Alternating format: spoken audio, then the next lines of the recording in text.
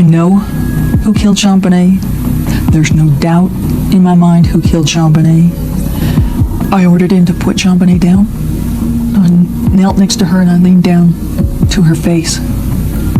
And John leaned down opposite me, and his face was just inches from mine. And we had a nonverbal exchange that I will never forget. And he asked if she was dead. And I said, yes, she's dead. And I told him to go back to the room and to dial 911. You know, America has just been hurt so deeply with this. You believe it's someone outside your home? There is a killer on the loose. I don't know who it is. I don't know if it's a he or a she. But if I were a resident of Boulder, I will tell my friends to keep your babies close to you. There's someone out there.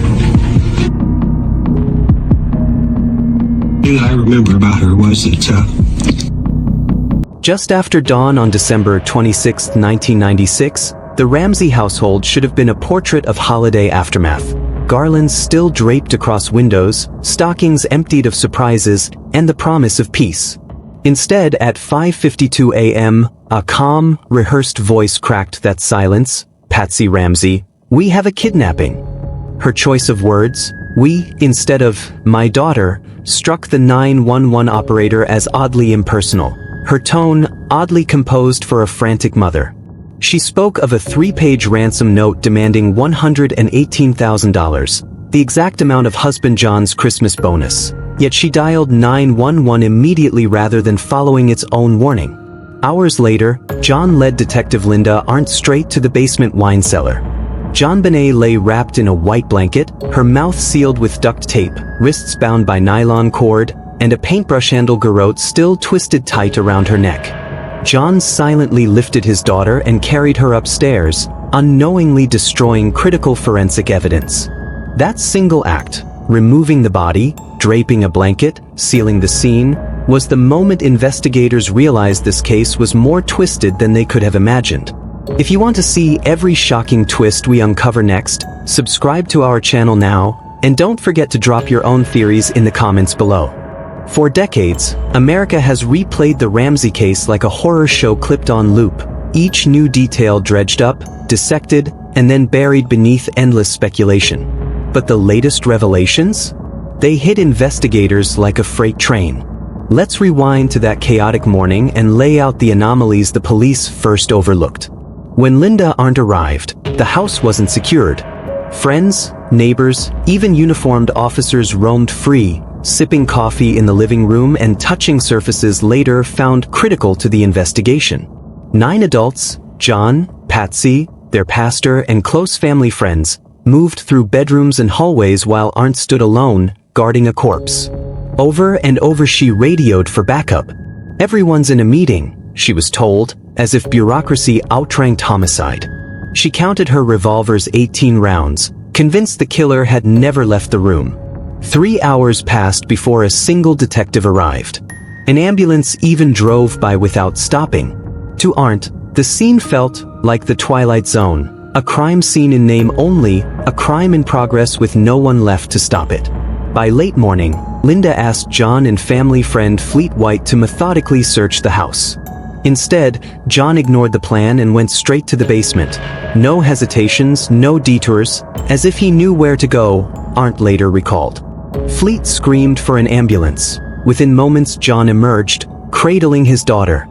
He never yelled for help or demanded anyone call 911. He simply carried JonBenét to a chair, covered her with a throw blanket, and waited. A gesture that might appear gentle to an outsider was, to Arndt, a devastating betrayal of protocol and grief. When she knelt beside the blanket, John leaned in close, eyes locked with his daughter's empty gaze. Arndt slid her hand toward her gun, certain she was in the presence of the killer. That conviction, that someone inside the house was responsible, became her guiding truth as the investigation fragmented around her. Within hours of that discovery, the Ramseys did something striking. They lawyered up. Not a single formal police interview occurred until months later. Instead, John and Patsy hired separate high-powered criminal defense teams. They refused to meet with detectives under normal procedures and arranged private polygraphs administered by hand-picked examiners, none affiliated with law enforcement. The public heard conflicting versions. On CNN, John and Patsy insisted they would certainly submit to polygraphs. On Larry King Live and Barbara Walters, they claimed no one ever asked, and that such tests were beneath our dignity. Meanwhile, Burke, the only other person inside the house that morning, was never tested. In the court of public opinion, this tactic looked less like desperation to prove innocence and more like a calculated strategy to control the narrative. Then came the ransom note itself, over 370 words spanning 2.5 pages, typed on household stationery with corrections and practice drafts suggesting calm composition rather than frantic scribbling. It borrowed lines from 1990s action flicks, "We are a small foreign faction, don't try to grow a brain, John," and demanded a sum only an insider could know.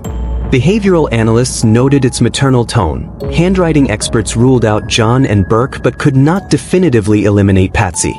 No follow-up calls from any supposed kidnappers. No proof anyone intended to collect the money. Instead, the note functioned as a stage prop, directing suspicion away from the heart of the home. Compounding the mystery, JonBenét's partially digested pineapple morning conflicted with the parents' claim she hadn't eaten. A pineapple and milk bowl in the kitchen bore Burke's fingerprints. A black Maglite flashlight matching the dimensions needed to inflict JonBenét's skull fracture lay wiped clean and replaced. A broken basement window, shattered by John months earlier to retrieve his keys, stood beneath a Samsonite suitcase, placed as though someone wanted investigators to think it a forced entry. Cobwebs remained untouched. Every intruder clue evaporated under scrutiny, while every family clue converged on the Ramseys themselves.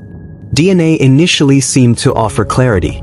In 1996, samples from JonBenét's underwear and nightclothes revealed male DNA matching no family members. So far, so exonerating.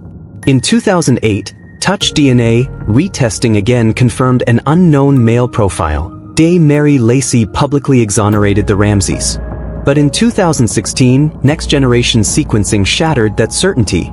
At least 2 unidentified male DNA contributors, neither in criminal databases, indicating multiple outsiders left traces, or that contamination had turned the crime scene into a genetic blender.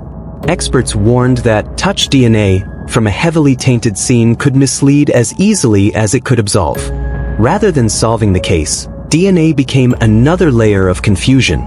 Then there are the Stein family's startling interventions. Fleet White, the one friend who entered the cellar with John, then vanished alongside the Ramseys, relocating to Atlanta. Susan Stein, dubbed Patsy's Pitbull, quit her university job to nurse Patsy full-time, managed logistics, and even impersonated Boulder's police chief via fraudulent emails praising pro-Ramsey articles and misdirecting journalists. She slammed the door on a Globe reporter, seized his press credentials, and later led her husband in chasing down a tabloid photographer. Both Steins uprooted to Atlanta, enrolled their son Doug in the same school as Burke, vacationed with the Ramseys, and embedded themselves deep in the family's life. Their loyalty bordered on codependency and begged the question, did they protect friendship, or did they help bury the truth? Doug Stein, the Steins' son and Burke's close friend, emerges in a chilling theory, present during the gift drop-off on December 25th, potentially left behind to play with Burke. In the accident hypothesis, rough play with Burke's Boy Scout knife or nylon cord led to JonBenét's death, and Doug was whisked away before anyone noticed. Supporters point to boot prints, a Boy Scout knife found downstairs, and a Webster's dictionary left open to incest as ominous breadcrumbs. But there's no direct proof Doug was alone with JonBenét that night, only speculation fueled by circumstantial evidence and the Steins' abrupt relocation. Beyond family intrigue, darker corporate suspicions swirl around John Ramsey's tech empire. Access Graphics, founded in 1989 and sold to Lockheed Martin by 1996, posted over $1 billion in revenue, rapid growth that some theorists attribute to money laundering or drug trafficking via John's private plane. They note a history of scandal at Martin Marietta, predecessor to Lockheed Martin, John's lavish lifestyle despite early career setbacks, and a suspicious corporate dissolution after JonBenét's death. Yet no financial records or legal findings substantiate these claims, leaving them compelling but unproven. Meanwhile, child sex exploitation theories pulse through public forums. JonBenét's pageant history, heavy makeup, elaborate costumes, intimate routines, might have drawn predators. Known offenders like Gary Oliva and Randy Simons surfaced as persons of interest but were eliminated by DNA mismatches or lack of evidence. Prison letters and arrests for child pornography deepened suspicions but never connected them to the crime. Institutional failures compounded every twist. The Boulder Police Department found itself at odds with the DA's office, detectives leaning toward family involvement, prosecutors championing the intruder theory. A 1999 grand jury voted to indict John and Patsy for child abuse/accessory. Alex Hunter refused, citing insufficient evidence, a decision hidden until 2013. In 2008, DA Mary Lacey's public exoneration based on contested DNA sparked outrage. 5 BPD officers faced discipline in 2022 for investigative lapses, reinforcing perceptions of corruption or incompetence. Rumors of bribery swirled, and proven allegations that the Ramseys' wealth and legal firepower shaped the investigation. Through all this, the heartbeat of tragedy remained JonBenét, a vibrant child whose life ended on Christmas night. Her story taught us that grief can masquerade as calculation, that panic can wear a polished mask, and that love can be twisted into stagecraft. It revealed how crime scenes can be tainted before they're ever secured, how loyalty can obscure truth, and how institutions can falter when prestige and politics collide.